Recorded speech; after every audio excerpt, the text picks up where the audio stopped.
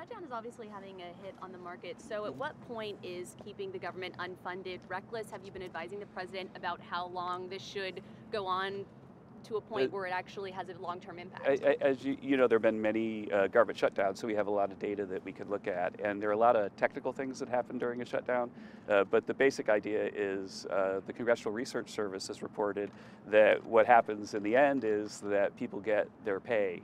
They might miss a pay period because the government's shut down, but in the end, even if they aren't working, then Congress has decided to pay people for the whole time. And so in the end, it's really just a sort of short-term problem, not a long-term problem for government workers. About 2/3 of the national parks are still open.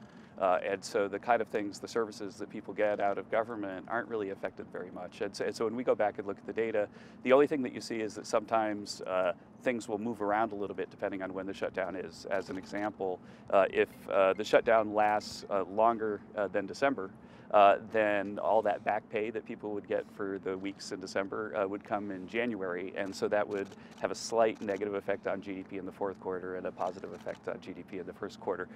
If the shutdown extended through the job survey week about January 10th, then the government workers who are not reporting to work would show up in the unemployment statistics as well. But that would be more of a temporary thing. It's not something that we expect is really material for the outlook. So as far as the impact on the economy and the market from the shutdown, you guys aren't concerned at all, even if this would go on for several weeks?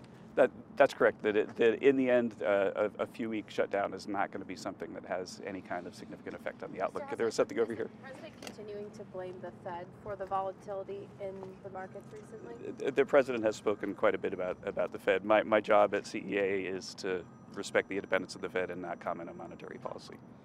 That's, I'm confirmed by the Senate Banking Committee. That's something that every senator, Democrat and Republican, asks me about in their office as we're getting ready for confirmation, and my job is to defend the independence of the Fed.